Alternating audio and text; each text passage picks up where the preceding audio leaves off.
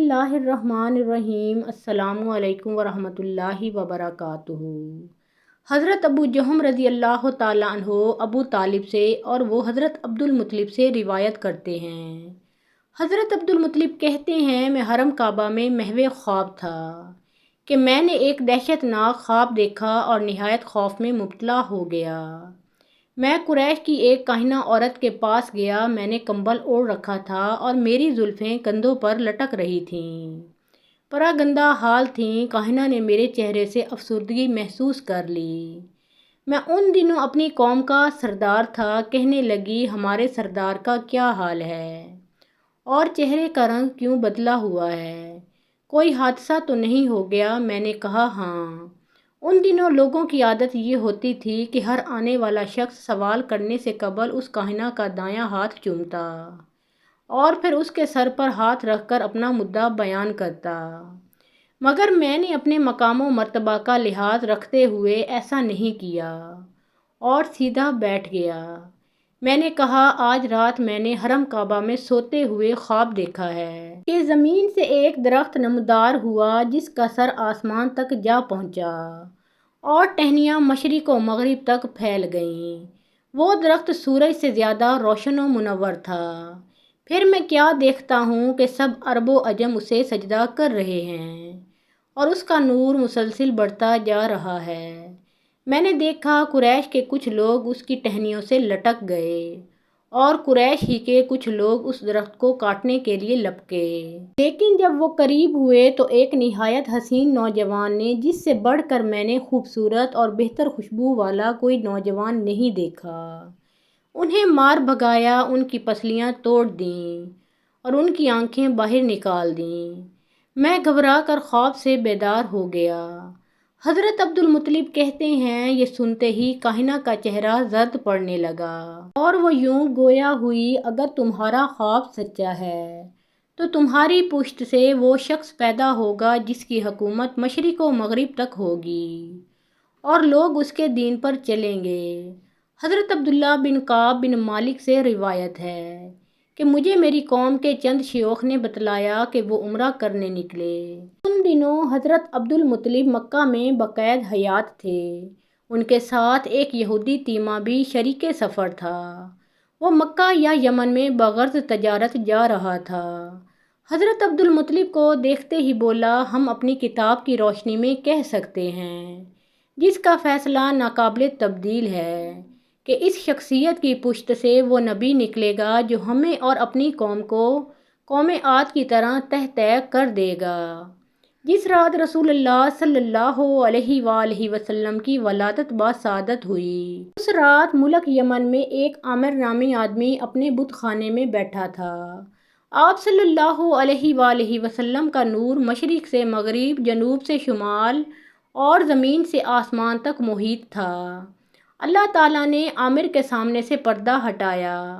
عامر کو نظر آیا کہ آسمان کے دروازے کھلے ہیں، ملائکہ اتر رہے ہیں، پہاڑ اور درخت سجدہ کر رہے ہیں۔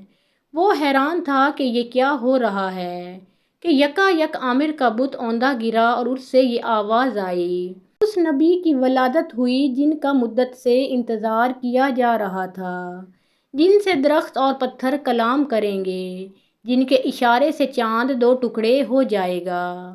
یہ سن کر عامر نے اپنی زوجہ سے کہا تم نے بھی وہی سنا جو کہ میں سنتا ہوں؟ تو اس نے کہا ہاں میں نے بھی سنا ہے۔ اے عامر ذرا یہ تو پوچھو کہ وہ کہاں پیدا ہوا ہے اور اس کا نام کیا ہے؟ عامر نے پوچھا اے مبارک ہاتف وہ کہاں پیدا ہوا ہے اور اس کا نام کیا ہے؟ تو آواز آئی اس کا نام محمد مصطفیٰ صلی اللہ علیہ وآلہ وسلم ہے۔ عامر کی ایک لڑکی تھی جو بیمار اپاہج تھی، جس کے ہاتھ پاؤں بیکار تھے۔ نبی اکرم صلی اللہ علیہ وآلہ وسلم کی ولادت مبارک کے وقت اس نے بھی ہر طرف نور دیکھا۔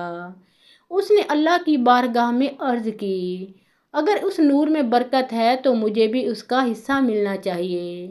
اللہ تعالیٰ نے فوراً اسے صحت کاملہ اور شفاء عاجلہ سے سرفراز فرمایا۔ عامر یہ واقعہ دیکھ کر بہت حیران ہوا اور کمر باندھ کر آپ صلی اللہ علیہ وآلہ وسلم کی زیارت کے لیے مکہ معظمہ آیا۔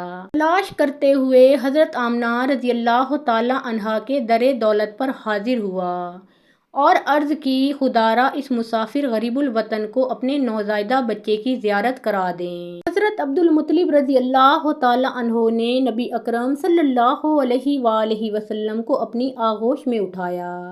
یہ دیکھتے ہی آپ صلی اللہ علیہ وآلہ وسلم کے قدموں پر جاں بحق ہو گیا۔ یہ پہلا آدمی تھا جس نے حضور نبی کریم صلی اللہ علیہ وآلہ وسلم کی محبت میں اپنی جان کا نذرانہ پیش کیا۔ ایک دن حضرت عبدالمطلب رضی اللہ تعالیٰ عنہ حرم کعبہ میں بیٹھے تھے۔ آپ کے پاس نجران کا ایک پادری بھی بیٹھا تھا جو کہ آپ کا گہرا دوست تھا۔ وہ کہہ رہا تھا، ہم اپنی کتابوں میں اس شہر مکہ میں اولاد اسماعیل علیہ السلام میں سے ایک نبی کی ولادت کا ذکر پاتے ہیں جس کی یہ شکل و صورت ہوگی۔ ابھی یہ بات مکمل نہ ہوئی تھی کہ نبی کریم صلی اللہ علیہ وآلہ وسلم وہاں آ گئے۔ پادری نے آپ صلی اللہ علیہ وآلہ وسلم کے چہرہ انور، آنکھوں پشت مبارک اور قدم ہائے مبارک کی طرف دیکھا تو وہ پکار اٹھا، وہ نبی تو یہی ہے، یہ تمہارا کیا لگتا ہے؟ آپ نے کہا کہ یہ میرا بیٹا۔ پادری نے کہا، ہم تو اس کے باپ کو کتابوں کی روشنی میں اس وقت زندہ نہیں پاتے۔ حضرت عبدالمطلب رضی اللہ تعالیٰ عنہ نے کہا، دراصل یہ میرا پوتا ہے، اس کا باپ تو اس وقت ہی فوت ہو گیا تھا جب یہ رحم مادر میں تھا۔ تو پادری نے کہا، تم نے سچ کہا۔ اس کے بعد حضرت عبدالمطلب رضی اللہ تعالیٰ عنہ نے اپنی اولاد سے کہا، اپنے بھتیجے کی حفاظت کیا کرو، سنتے نہیں ہو اس کے بارے میں کیا کچھ کہا جا رہا ہے۔ حضور نبی کریم صلی اللہ علیہ وآلہ وسلم کی عمر مبارک 6 سال تھی کہ آپ صلی اللہ علیہ وآلہ وسلم کی والدہ آپ کو آپ کے دادا کے ننیال میں لے آئیں۔ ایک دن ایک یہودی نے آپ صلی اللہ علیہ وآلہ وسلم کو دیکھا تو بار بار دیکھنے لگا، آخر اس سے رہا نہ گیا تو پوچھنے لگا، اے لڑکے تیرا نام کیا ہے؟ آپ صلی اللہ علیہ وآلہ وسلم نے جواب میں فرمایا، احمد۔ اس پر اس نے آپ صلی اللہ علیہ وآلہ وسلم کی پشت مبارک کی طرف دیکھا۔